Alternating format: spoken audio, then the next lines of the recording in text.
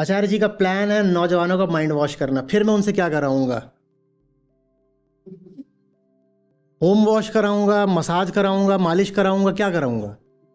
आचार्य जी का प्लान है घटिया किस्म की कॉमिक्स बुढ़ापे में भी पढ़ने का ये नतीजा होता है। ऐसे ख्याल आते हैं। आचार्य जी का प्लान है नौजवानों का माइंड वॉश करना। क्या करेंगे उसके बाद? वो उनसे कहेंगे आओ मेरी मालिश करो। क्या करूंगा मैं उनसे? जहां देखो वहां पर कॉमिक शुरू कर देते हो, वो भी घटिया किस्म वाली।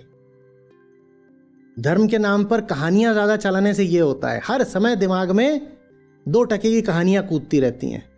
नौजवानों का माइंड वॉश कर रहे हैं, फिर क्या करेंगे? क्यों करेंगे? आगे क्या मिलेगा?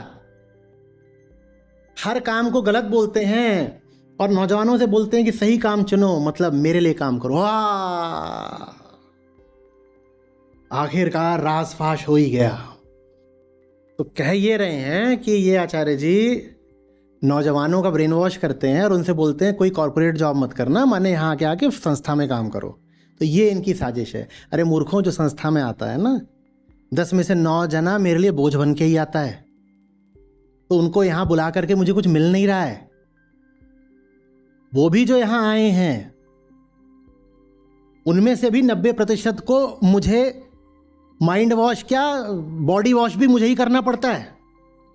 ऐसी हालतों में आते हैं।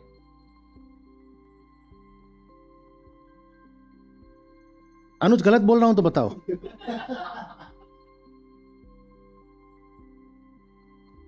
तुम अपना एजम्पशन देखो। तुम्हें लग रहा है बहुत काबिल नौजवान घूम रहे हैं हिंदुस्तान में और इनको ब्रेन वॉश कर करके आचार्य जी बुला रहे हैं और फिर इनसे अपने लिए काम कराएंगे। अरे ये निहायत ही घटिया नस्ल है। नस्ल भी घटिया, फसल भी घटिया। इनको यहां बुलाता हूं तो इन पे बड़ी मेहनत करनी पड़ती है किसी लायक बने, और आधे तो उतनी मेहनत झेल भी नहीं पाते हैं। वो बाहर निकल जाते हैं और फिर बाहर जाके वीडियो बनाते हैं।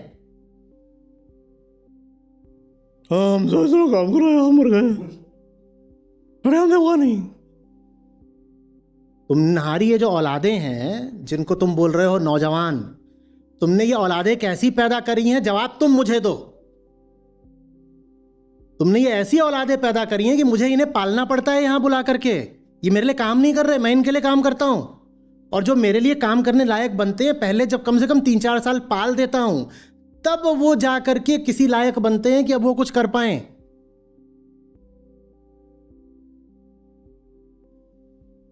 कईयों का तो 3-4 साल बाद भी नहीं पता होता।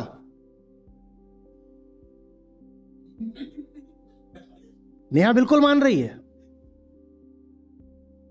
और कई ऐसे होते हैं, और सुनो सूरमा, जो 4 साल 5 साल मुझसे अपने ऊपर काम करवा के भाग जाते हैं।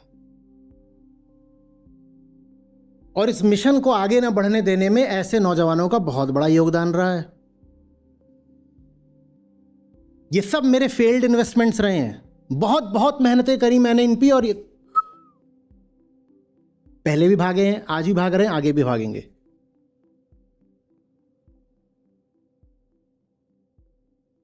तुम किस गलतफहमी में हो कि ये सब ऐसे काबिल सूरमाओं की, जवान लोगों की एक फौज है और ये आचार्य उनको जाकर के ऐसे वशीकरण करके बुला लेता है और फिर ये भीतर आते हैं और जबरदस्त रूप से प्रोडक्टिव हो जाते हैं। ये तुम्हारा मेंटल मॉडल है मूर्खों। जो असलियत है वो बिल्कुल दूसरी है।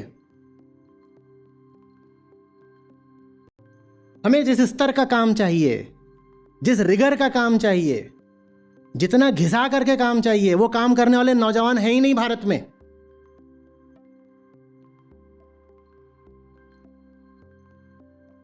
नेहा, पिछले महीने तुमने कितने हायर किए थे, कितने फायर किए थे?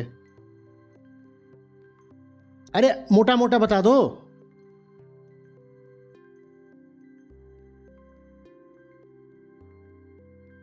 पिछले 2-3 सालों में जितनी हायरिंग हुई है, 90-95% उतनी फायरिंग भी हुई है। फायरिंग बोल दो, रिलीविंग बोल दो, जो भी बोलो, रेजिग्नेशन बोल दो, जो बोलो। और ये तब है जब वो आए, उन पे पूरी मेहनत कर ली गई, उसके बाद वो किसी लायक नहीं निकले।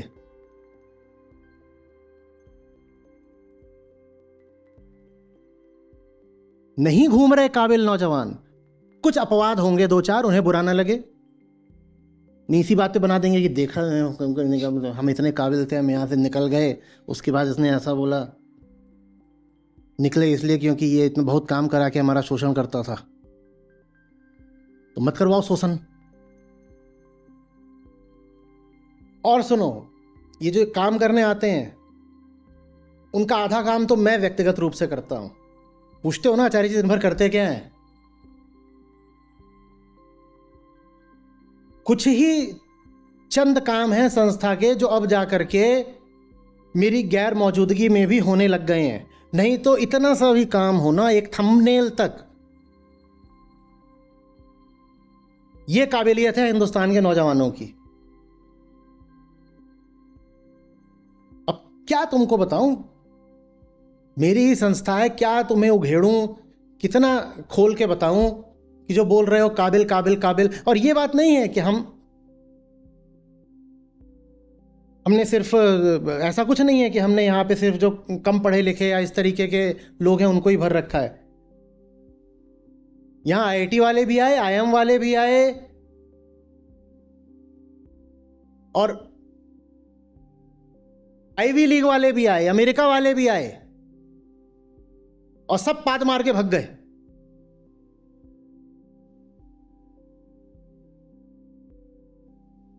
ये काम ऐसा है भाई, कुछ खुद भगते हैं,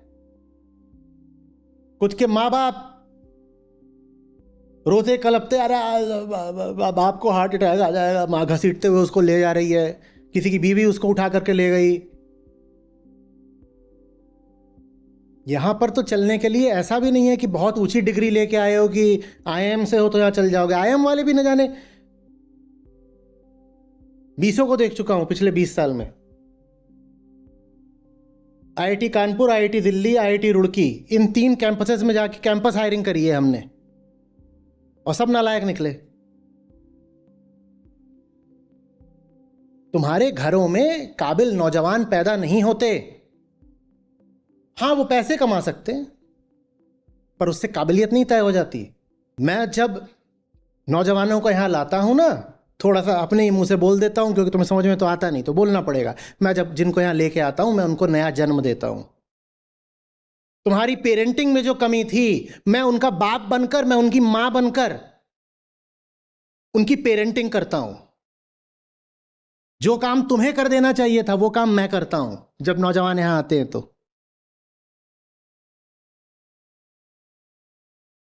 जो साहस, जो ताकत देना परिवार का और शिक्षा का कर्तव्य होता है, वो साहस और ताकत मैं उन्हें देता हूं, क्योंकि तुमने बहुत डरपोक और दुर्बल नौजवान पैदा करे हैं। मैं उन्हें यहां बुलाकर काम नहीं करवाता क्योंकि वो काम करने लायक ही नहीं होते। मैं पहले उन्हें इंसान बनाता हूं, और पहले मैं उन पर बहुत श्रम करता हूं। और अक्सर जब मैं उन पर श्रम कर रहा होता हूं कई सालों तक, तब तक बीच में वो भग जाते हैं। यह है मेरी स्थिति, मेरी दशा।